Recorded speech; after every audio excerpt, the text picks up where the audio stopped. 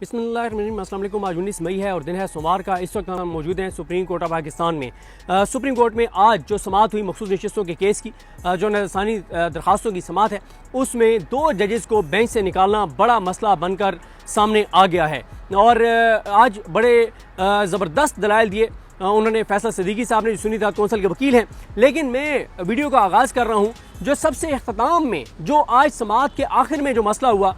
आखिर में क्या हुआ, बल्कि शुरू में भी इस पे बात हुई। जैसे यह समाअत शुरू हुई तो हामिद खान साहब रोशनम पर आए।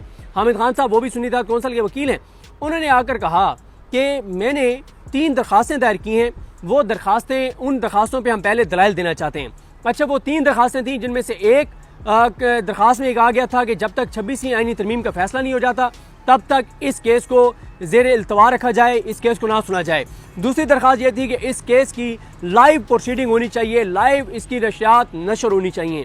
तीसरी जो उनकी एप्लीकेशन थी वो ये थी कि उसी ओरिजिनल बेंच के सामने केस जाना चाहिए सुप्रीम कोर्ट के, जिसने फैसला किया था। एक काजी फाइजी साहब रिटायर हो गए हैं तो उनकी जगह एक जज और ऐड कर लिया जाए, बाकी 12 मौजूद हैं तो उन्हीं जजेस पे मुश्तमिल ये बेंच होना चाहिए। तो उनको कहा गया कि आपकी दरखास्त हमारे पास तो नहीं आई। हालांकि मखदूम अली खान साहब, जिन्होंने दरखास्त एक दायर की, मखदूम अली खान साहब जो हुकूमत के वकील हैं, उन्होंने क्या दरखास्त दायर की थी? उन्होंने जिनको मखसूस नशिस्तें मिली थी नून लीग पीपल्स पार्टी के की जिन खवातीन को, उन खवातीन ने भी अदालत में फरीक बनने की दरखास्त दायर की। उनकी जो दरखास्त थी मखदूम अली खान साहब की, उसको 1 मिनट से भी कम वक्त में, कोई 35 से 40 सेकंड्स में, बगैर किसी डिस्कशन के, बगैर किसी आर्गूमेंट्स के, अमीनुद्दीन खान साहब ने बगैर जजेस से मुशावरत किए, उन्होंने मखदूम अली खान साहब की जो फरीक बनने की दरखास्त थी वो एक्सेप्ट कर ली। लेकिन जो हामिद खान साहब थे, हामिद खान साहब को उन्होंने कहा कि आपकी दरखास्त हमारे सामने तो नहीं आई, आपकी दरखास्त हमारे सामने आएगी तो हम उसको देखेंगे। उन्होंने कहा कि आप ऐसे करें, आप ना रजिस्ट्रार ऑफिस से पता करें, जब आप पता कर लें तो फिर हमें बता दें। इतनी देर में फैसल सिद्दीकी साहब दलाइल देते हैं। फैसल सिद्दीकी साहब ने दलाइल दिए, बड़े लंबे उनके दलाइल हुए। एंड पे ये हुआ कि हामिद खान साहब रोशनम पर आए।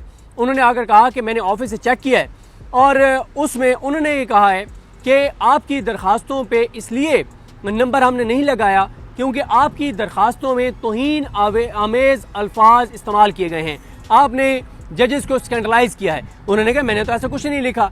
उस पर जस्टिस अमीनुद्दीन खान ने कहा, पहले जमाल खलील दुखैल साहब ने कहा कि हम आपसे बड़े अच्छे अल्फाज की तवक्को रखते हैं। फिर जस्टिस अमीनुद्दीन खान ने कहा कि आप रजिस्ट्रार ऑफिस के पास जाएँ, अगर उन्होंने आपको एक मौका दिया है, अगर तो वो आप उसमें तब्दीली करना चाहते हैं तो आप तब्दीली कर लें, अगर आप तब्दीली नहीं करना चाहते तो फिर यह है कि आप उसके ऊपर एतराज़ात लगेंगे, एतराज़ात को चैलेंज कर लीजिएगा। बार बार हामिद खान साहब कहते रहे कि आप अपने सामने उन दरखास्तों को आने दें, नंबर लगने दें, तो उसके बाद आप डिसाइड कर लीजिएगा।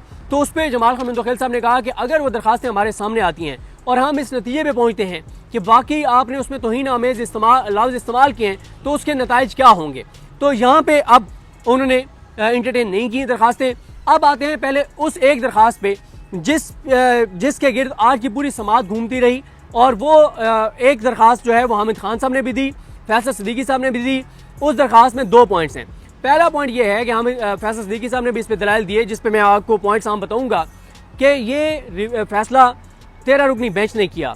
पहला उनका पॉइंट ये था कि ये नंबर 13 ही होना चाहिए जो रिव्यू सुने, क्योंकि आपने 2 जजेस को बेंच से निकाल दिया है, अब ये 11 जजेस रह गए, तो 11 जजेस जो हैं वो 13 रुकनी बेंच के रिव्यू की समाअत नहीं कर सकते, उसके ऊपर रिव्यू नहीं कर सकते।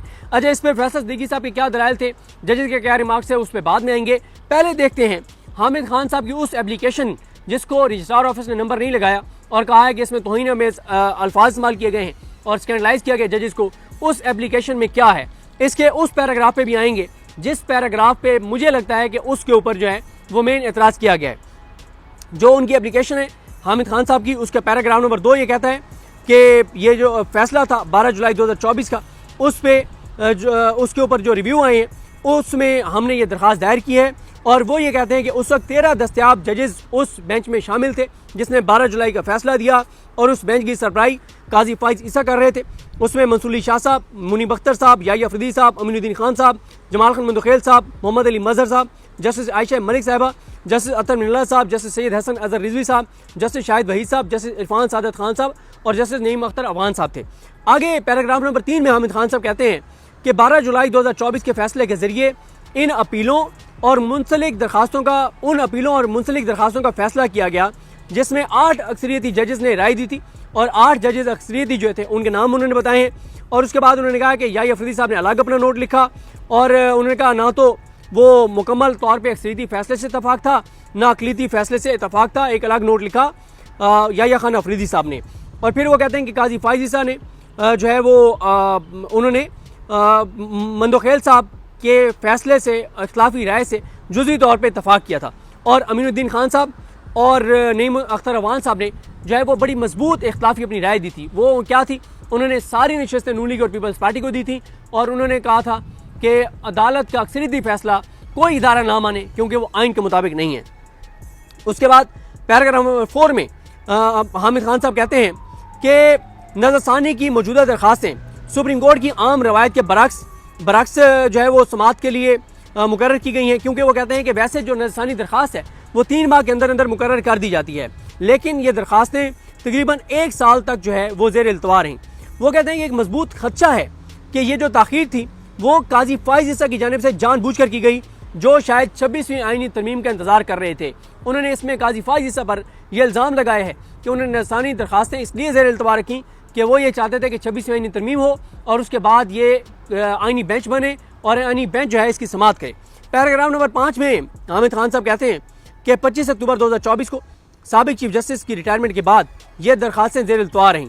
शायद सुप्रीम कोर्ट में नए जजेस की तकर्री का इंतजार था, जो सुप्रीम कोर्ट को नए जजेस से भरने और अदालत के तवाज़ुन को ख़राब करने के पहले से तयशुदा मनसूबे का हिस्सा था। वो कहते हैं ये पहले से तयशुदा मनसूबा था कि कोर्ट पैकिंग की जाएगी, मनपसंद जजेस को सुप्रीम कोर्ट लाया जाएगा, फिर आइनी बेंच बनाया जाएगा, 26वीं आइनी तरमीम की जाएगी, फिर उस आइनी बेंच के सामने इन नज़रसानी दरखास्तों को लगाया जाएगा। तो वो कहते हैं तयशुदा मनसूबा था, बदनीयती पे मबनी ये मनसूबा था जिसको पाया तकमील तक पहुँचाया गया। पैराग्राफ नंबर 6 में कहते हैं हामिद खान साहब कि आखिरकार जब सुप्रीम कोर्ट को 23 मुस्तकिल जजेस, एक एक्टिंग जज और 2 इडहाक जजेस से भर दिया गया और तकरीबन 10 माह की ताख़ीर के बाद ये नज़रसानी दरखास्तें 6 मई 2025 को 13 जजेस पर मुश्तमिल बेंच के सामने मुकर्रर की गई। ये कानूनी तौर पर अजीब बात थी कि 13 रुकनी बेंच में उन 6 जजेस को शामिल नहीं किया गया जिन्होंने 12 जुलाई 2024 के फैसले की समाअत की थी। ये जजेस सैयद मंसूर अली शाह, मुनीब अख्तर, याहिया अफरीदी, अतर मिनल्ला, शाहिद वहीद और इरफान सादिक खान हैं, जो इस वक्त सुप्रीम कोर्ट के दस्तयाब जजेस हैं, यानी सुप्रीम कोर्ट में मौजूद हैं, जिसमें जस्टिस मंसूर अली शाह अक्सरियती फैसले के मुसन्निफ हैं। और वो ज़ाहिर है आगे मैं बताऊंगा आपको, ये भी एतराज़ PTI की जानिब से सुन्नी इत्तेहाद कौंसिल की तरफ से है कि ऑथर जज को आप रिव्यू में आप उनको नहीं निकाल सकते।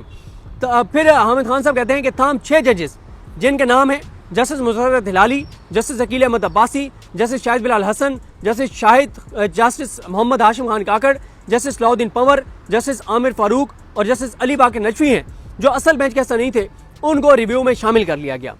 6 मई 2025 की समाअत के बाद नज़रसानी दरखास्तों पर अगले रोज़ 7 मई 2025 के लिए 2 जजेस 2/11 से नोटिस किया गया, यानी 2 जजेस ने नोटिस करने से इनकार किया, अकील अब्बासी साहब ने और आयशा मलिक साहबा ने, और 11 ने नोटिस कर दिया और उन 2 जजेस ने इख्तिलाफ किया। पैराग्राफ नंबर 7 में वो कहते हैं कि अगले रोज़ ये चौंका देने वाला था कि 2 इख्तिलाफी जजेस को बेंच से हटा दिया गया और 11 रुकनी बेंच ने 7 मई 2025 को 13 रुकनी बेंच के फैसले के खिलाफ नज़रसानी दरखास्तों पर समाअत की। वो कहते हैं ये बहुत चौंका देने वाला था कि 2 जजेस ने इख्तिलाफ किया, उनको बेंच से निकाल बाहर किया गया और 13 रुकनी बेंच के रिव्यू जो है वो 11 जजेस बैठ के सुन रहे हैं। फिर उसमें पैराग्राफ नंबर 8 में उन्होंने कहा कि तकरीबन 10 माह तक नज़रसानी दरखास्तें दबाने के बाद अचानक ये अदालत इंतहाई मुतहरक हो गई है और मुख्तसर तारीखों पर समाअत कर रही है और वाज़ेह तौर पर जल्दी में नज़र आ रही है।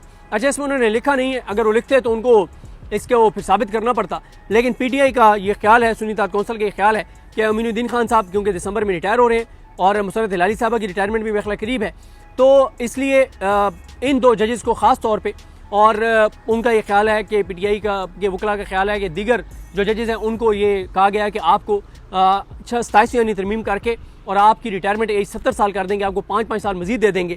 तो इसलिए PTI ये समझती है कि जल्दी में अब ये बेंच जो है वो फैसला करना चाहता है, वरना जहाँ पे 10 माह पेंडिंग रहा है तो वहाँ 1 महीना और हो जाएगा। क्यों?